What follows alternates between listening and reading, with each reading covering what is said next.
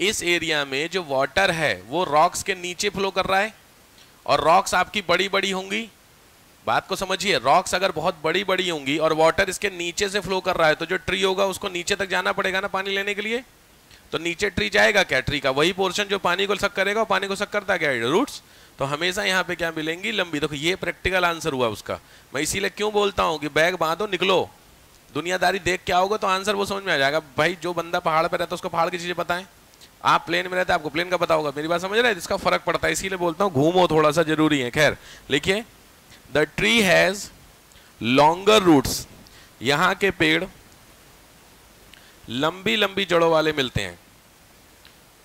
The trees has longer roots, बहुत या deeper roots आप कह सकते हैं, ठीक है, बहुत गहरी गहरी जड़ें यहाँ पे मिलती हैं।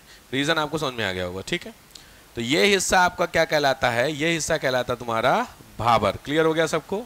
तो अगर आपको मैं भाबर की बात करूं स्टेट वाइज, तो कौन से स्टेट में भाबर के मिलने की संभावना रहेगी? इंडिया में उत्तराखंड में भाबर मिल सकता है। भाई सीधी बात है, जो शिवालिक का सबसे निचला हिस्सा वही लगभग हो, या शिवालिक जहां पे खत्म हो रहा है या उससे सटा हुआ हिस्सा। तो ग्रेटर हिमालय मिड हिमालय में तो पॉसिबल नहीं है, क्योंकि उसके नीचे शिवालिक भी है कि नहीं है। तो शिवालिक जहां खत्म हो रहा है वहीं से तो आप चढ़ना शुरू कर रहे हैं हिमालय पे। तो वो जो स्टार्टिंग पॉइंट है, वो स्टार्टिंग पॉइंट शिवालिक की पूरी ब्रांच का, सीधी बात है, पूरा पूरा है। तो वो जनरली मेनली उत्तराखंड में मिलेगा, हिमाचल में मिलेगा। कश्मीर में कम चांसेस हैं, क्योंकि कश्मीर वाला याद, हिमालय याद है, मिड हिमालय, कल वाला लेक्चर याद है आपको। तो कश्मीर में याद है मिड हिमालय वाला पोर्शन था, तो मिड हिमालय में नहीं मिलेगा, शिवालिक या उससे नीचे मिलेगा। तो शिवालिक आपको याद है कौन कौन से नाम बताए गए थे? मिड हिमालय के 3-4 नाम आपको बताए गए थे ना, लिखवाए थे शायद लिस्ट में ना, कि कौन कौन जगहों पे क्या क्या बोलते हैं, याद है? नाग टिब्बा लिखवाए थे, ठीक। तो समझ में आ गया। तो मेनली लिखो found in Uttarakhand and Himachal. Uttarakhand और हिमाचल में मुख्यतः ये आपको मिल जाते हैं। चलो दूसरी हेडिंग डालो, तराई का पोर्शन। तराई मैंने आपको बता दिया, सिंपल है तरीका। देखिए, जहां से भाबर आपको दिख रहे बड़े बड़े स्टोन्स, वहां से जो पानी भाबर के वो जो बड़े बड़े स्टोन है उसके नीचे से फ्लो कर रहा है। तराई वाले में यही हिस्से में पानी ऊपर आता है। तो लिखो, the water flow outside in this area. पानी जमीन के ऊपर इस इलाके में आ जाता है। Water flow outside in this area. दूसरा पॉइंट, 10 to 20 किलोमीटर की विड्थ है, 10 से 20 किलोमीटर की वाइड विड्थ है इसकी। Due to the mixture of soil and water, मिट्टी और पानी के मिलने से, due to the mixture of soil and water, this area is commonly known for the swamp. समझते स्वैम्प आप लोग? कीचड़ बोलते हैं ना, दलदल। यह एरिया मुख्यतः दलदल के रूप में कन्वर्ट हो जाता है। This area is mainly known for the swamp. Muddy area, जिनको टेक्निकली नहीं पता है तो मड आप लिख सकते, कीचड़ बन जाता है। भाई जमीन पे पानी जो निकल करके जमीन के ऊपर आएगा तो पूरा एरिया कीचड़ होगा। और ये छोटा मोटा एरिया नहीं होता है, नदी का पानी ऊपर निकल करके आ रहा तो बहुत बड़े एरिया में मिलेगा। अब यहाँ की सबसे बड़ी दिक्कत क्या होगी? तराई आपने सुना होगा अच्छा एरिया होता है। तराई बेल्ट नहीं होती पूरी, तराई की बेल्ट होती है। हाँ बस बिल्कुल।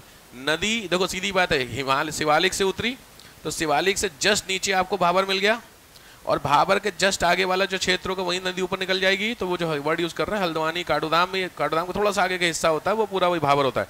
उसके नीचे से जहां पहुंचेंगे तो हल्द्वानी उधर का हिस्सा, रामपुर उधर साइड वाला पोर्शन कहलाता है, ठीक है।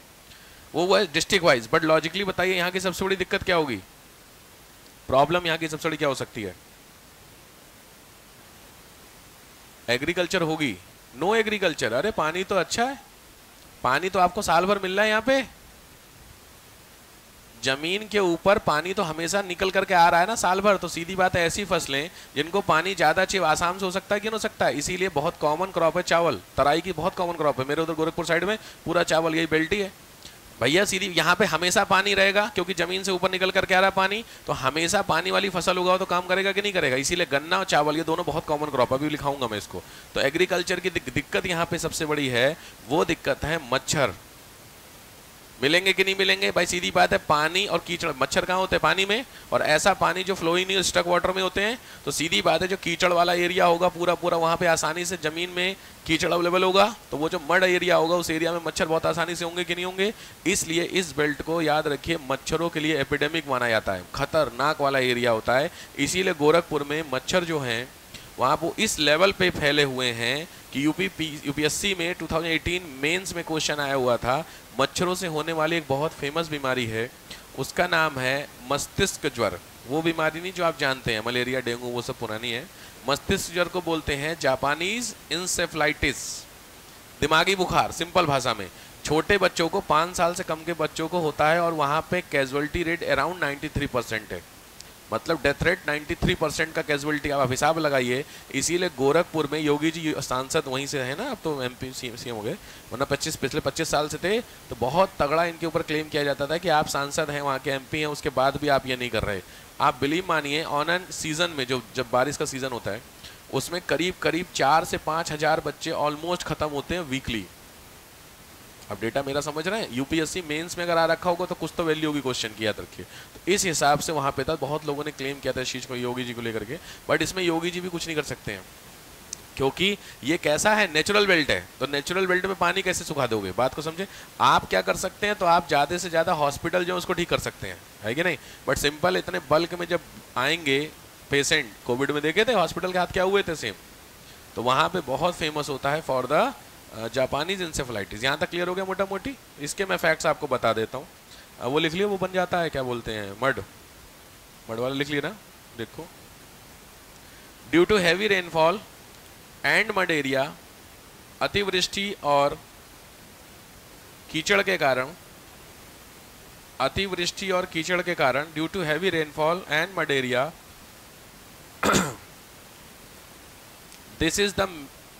This area is mainly for the biodiversity. यह क्षेत्र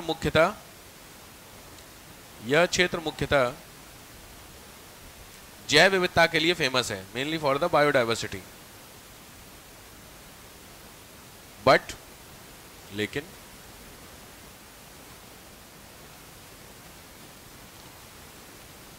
पॉपुलेशन ऑफ मॉस्किटो, मच्छर की आबादी, is more than that of any of Indian area, Bharat के किसी भी क्षेत्र की तुलना में सबसे ज्यादा होता है मच्छर।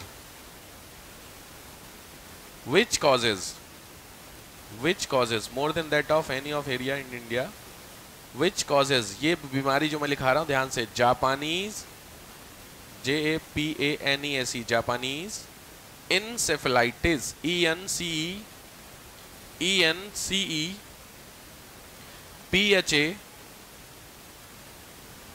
PHALITIS, Japanese encephalitis. ब्रैकेट में लिखना चाहिए तो लिखना, जिन लोगों को नहीं पता, दिमागी बुखार, दिमागी बच्चों का बुखार होता है,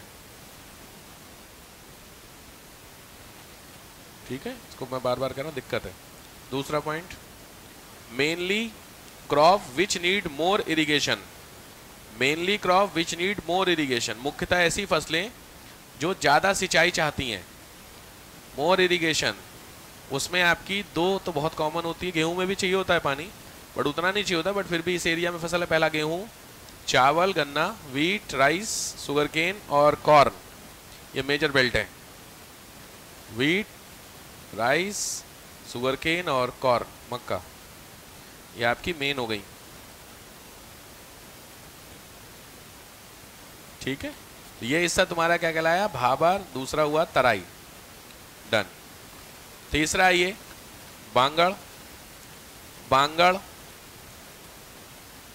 बांगड़ के बारे में पहले आपने देखा हुआ, मैंने आपको बता रखा है। बांगड़ का मतलब होता है सिंपल, बांगड़ को लिखिए, this area has limited access of river water, इस क्षेत्र में नदी का कम पानी पहुंचता है, लिमिटेड एक्सेस ऑफ वाटर, नदी का कम पानी पहुंचता है, has limited access of river water, नदी के पानी का कम एक्सेस यहां पहुंचता है। इसका मतलब लॉजिक बात है, ये नॉर्मल जमीन से थोड़ा ऊपर होगा तभी तो पानी नहीं पहुंच पाएगा। तो सामने इमेज में मैंने लिख लिया, भांगड़ जो है, भावर बांगड़ और खादर, जरा ध्यान से बोलिए। भाबर और बांगड़ ये तो अलग अलग हैं, समझ रहे हो, कंफ्यूज मत होइएगा इसको लेकर के। तो भाबर और बांगड़, तो अभी हम लोग कौन सा पढ़ रहे हैं? बांगड़। बांगड़ सीमेंट सस्ता नहीं सबसे अच्छा। तो जो बांगड़ है ये बांगड़, और वहीं बगल में खादर आपको नीचे लिखा हुआ दिख रहा है भाई इमेज में। तो भाबर बांगड़ और खादर, तो जो बांगड़ का एरिया है वो खादर के एरिया से ऊपर है। तो नदी का जो पानी है वो इस इलाके में, देखो क्या लिखा है, रिवर वैली, यानी इस इलाके में नदी का पानी पहुंचेगा, यहाँ पे नहीं पहुंचेगा। तो जब नहीं पहुंचेगा तो ये एरिया थोड़ा सा ड्राई होगा, सिंपल है। जब एरिया ये ड्राई होगा तो यहाँ की जो मिट्टी होती है वो भी ड्राई होगी, सूखी मिट्टी मिलेगी कि नहीं मिलेगी? हाँ, तो जो सूखी मिट्टी मिलेगी उस मिट्टी को बोलते हैं, ये दो नाम है प्रिलिम्स के लिए, रेह और भूर। तो लिखिए, due to less access of water the soil get dry. पानी की कमी के कारण मिट्टी जो होती है सूख जाती है। सामने नाम लिखा हुआ है रेह एंड भूर, यूपीपीसीएस के लिए डायरेक्ट क्वेश्चन है, ध्यान से। रेह एंड भूर, देखो क्या लिखा हुआ है, पढ़ लो। Reh and bhur are alternative terms in some parts of North India, particularly in area like UP. तो यूपी में जो सूखी मिट्टी मिलती है इस हिस्से में, उसको रेह और भूर, लोकल नाम है, ठीक है, रेह भूर, रेह एंड भूर। तो लॉजिक बात है, जो मिट्टी सूखी होगी, पानी की कमी होगी, वहां पे कल्टीवेशन होने के चांसेस नहीं होंगे भाई, सिंपल है। तो इसीलिए देखो लिखा है, this type of land previously used for cultivation has been left uncultivated for a period of time. Logic है, जब जहां पे पानी साल भर नहीं पहुंच पाएगा तो मनी सूखी होगी, सूखी। अच्छा, ये एरिया ड्राई होगा मिट्टी, लेकिन ये पूरा एरिया डेजर्ट नहीं होगा। दोनों में डिफरेंस समझ रहे हो? क्योंकि ये एरिया बांगड़ से सटा हुआ है खादर, तो खादर में तो पानी आपका पहुंच रहा है, तो इसलिए खादर वाली दिक्कत नहीं, दिक्कत किसकी होगी? आपकी बांगड़ की। Due to issue like soil salinity, इसको लिखो, the soil contain more saline nature. जो मिट्टी होती है वो ज्यादा खारापन लिए होती है। एक बार जरा पानी चेक करना, पानी है कि नहीं है? क्योंकि यार जान भी है नहीं ना यार, पानी की बड़ी समस्या है यहाँ।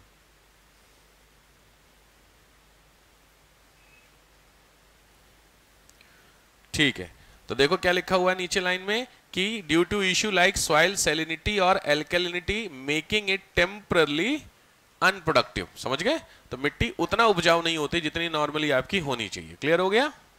तो ये हिस्सा आपका क्या कहलाता है? तो पहला हो आपने पढ़ा अब तक, पहला था भाबर, दूसरा था तराई, तीसरा था बांगड़, चौथा हिस्सा क्या होगा आपका? खादर। तो लिखिए खादर। ये रेह भूर समझ गए कि नहीं भाई? नहीं है ना?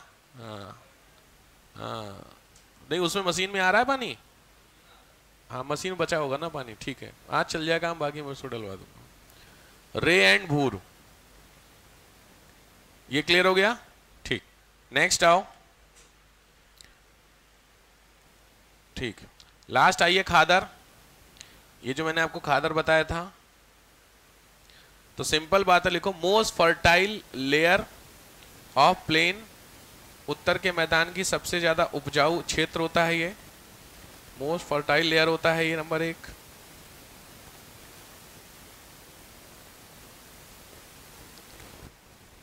भाई सीधी बात है, जब साल भर नदी का पानी जहां पर पहुंचेगा वहां पर नदी अपने साथ जो फर्टिलाइजर्स होती है उसको लेकर के चलती है।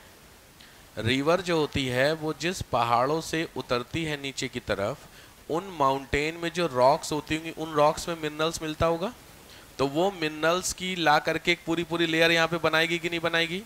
तो ऑटोमेटिकली क्या होते हैं, नए फर्टिलाइजर्स की लेयर बनती है। लिखिए इंपॉर्टेंट, रिवर डिपोजिटेड या river create a layer of fertilisers. नदी इस क्षेत्र में एक उर्वरक की लेयर हर साल डिपॉजिट करती रहती है, बनाती रहती है। River create a layer of fertilizers every year, हर साल यहां बचाती है, बनाती है मतलब। So easily availability of fertility, so easily availability of fertility, उपजाऊपन की आसानी से उपलब्धता होती है। जब उपजाऊ होगा तो आसानी से यहाँ पे आपको फसलें मिलेंगी, कहीं कोई दिक्कत नहीं है। तो खादर का एरिया होता है, गंगा नदी की जो पूरी बेल्ट है वो खादर का पोर्शन कहलाता है। कल मैंने आपको एक चीज़ बोली थी, आप लोगों ने मुझे याद नहीं दिलाई। मैंने बोला था आपको जब हिमालय खत्म होगा तो बता देना। कुछ याद आ रहा है? ट्रांस बेल्ट वाला मैंने 4 एरिया बताया नहीं ना, भूल गए? उसको भी बता दीजिएगा, ठीक है? क्योंकि कल वाली चीज़ फिर छूट जाएगी, वो छूट जाओ। बहुत इंपॉर्टेंट चीज़ है, मैं बार बार कह रहा हूँ, ठीक है? चलिए ठीक, तो ये आपका हिस्सा कौन सा खत्म होता है? नॉर्दर्न माउंटेन का पोर्शन खत्म होता है। अब इसमें आपसे मेंस में 3-4 क्वेश्चन उठे हुए हैं। बांगड़ और खादर में क्या डिफरेंस है, भाबर और खादर में क्या डिफरेंस है, समझ रहे हो? तो ये एरिया भाई अपने हिसाब से याद करना। पहला भाबर, दूसरा तराई, तीसरा बांगड़, चौथा खादर। ठीक हो गया? तो सीरीज याद रखना इस तरीके से। ये सामने इमेज मैं बोल रहा हूँ, ये आईएएस प्रीलिम्स की इमेज है, सीधे सीधे वहीं से उठाई मैंने। क्लियर हो गया? ठीक, अब आइए नेक्स्ट। तो कल पहला हिस्सा क्या कवर किया आप लोगों ने? Northern mountain. आज दूसरा क्या हुआ? Northern plain. तीसरा हिस्सा आइए, थर्ड पोर्शन, ये अभी प्लेन में ही चलेगा। यहां पे देखिए इस इमेज में, उसको लिख लीजिए, इसी में हेडिंग डालिए दोआब। दोआब, ये भी प्रीलिम्स का ही है दोआब। दोआब क्या होता है? ध्यान से, दो नदियों के बीच का क्षेत्र वो दोआब कहलाता है। प्रीलिम्स के लिए क्वेश्चन आएगा तो मैं आपको सामने बता दे रहा हूं क्या होता है दोआब। ध्यान से, ऊपर वाली जो इमेज है वो आपको कौन सी रिवर दिख रही है? इंडस दिख रही है मेन। तो इंडस के अगल बगल में जो आप रिवर रेड में देख रहे हैं वो उसकी सब्सिडरी रिवर है। समझ रहे हैं आप? तो जो अब देखो ध्यान से, इंडस जो आ रही है, झेलम लिखा हुआ दिख रहा है आपको? झेलम के ऊपर जो ब्लू कलर की दिख रही है वो इंडस है। ठीक हो गई? तो अब देखो इंडस और झेलम के बीच का एरिया आपको दिख रहा है कि नहीं दिख रहा? झेलम और चिनाब के बीच में आपको दिख रहा कि नहीं दिख रहा? चिनाब और रावी के बीच में जहां चिनाब लिखा हुआ वही तो एरिया होगा। फिर जहां रावी लिखा है वो चिनाब और सतलज के बीच होगा कि नहीं होगा? कहने का मतलब यह है टोटल रिवर काउंट करो तो आपको कितनी मिली है? इंडस को इंक्लूड करोगे तो, इंडस इंक्लूड करेंगे तो टोटल, चलिए इंडस की सब्सिडरी कितनी हो गई? इंडस की सब्सिडरी हो गई आपकी 5। इंडस को अगर हटाएं तो सब्सिडरी, तो इंडस की मेजर रिवर इंडस हो गई, उसकी सब्सिडरी आपकी कितनी हो गई? झेलम, चिनाब, रावी, ब्यास और सतलज। 5 हो गई। तो सिंपल है, इन 5 नदियों के बीच के अगर मैं क्षेत्रों की बात करता हूं तो 4 क्षेत्र होंगे। 5 रिवर के बीच में 4 ही तो मिलेंगे आपको। 1 2 3 4 5, तो 1 2 के बीच में 1, 2 3 के बीच में 1, 3 4 के बीच में 1 और 4 5 के बीच में 1, तो 4 ही तो मिलेंगे। तो ये 4 जो एरिया है वहां पे देखिए, यहाँ पे इस वाली इमेज में आइए, तो इस इमेज में देखो बाकायदा नाम दिया हुआ है। सबको ये वाली इमेज दिख रही है? देखो पहली लिखी हुई है सिंध सागर, सामने सिंध सागर दोआब दिख रहा है। तो सिंध सागर दोआब को अगर मैं चेक करूंगा तो ये इंडस और झेलम के बीच का है कि नहीं? सबको दिख गया कि नहीं? बहुत ध्यान से इमेज देखना। ये वाले इमेज में ये है इंडस, ये है झेलम, उसके बीच में क्या मिल रहा? सिंध सागर। ठीक हो गया? इसी तरीके से देखो झेलम और चिनाब के बीच में छाछ मिल गया। समझ गए? उसी तरीके से ये चिनाब और रावी के बीच में रचना, और सीधी बात है रावी और सतलज के बीच में बारी। मिल गया? तो इस ये प्रीलिम्स का डायरेक्ट मिलता है मैच करने के लिए भाई। समझ गए? क्लियर हो गया? तो ऊपर वाली इमेज की नीड नहीं है, इस वाली इमेज की नीड है आपको। ठीक है, शुरू होइए। खाली रिवर बनाइए, उसके बीच के एरिया लिख लीजिए बस।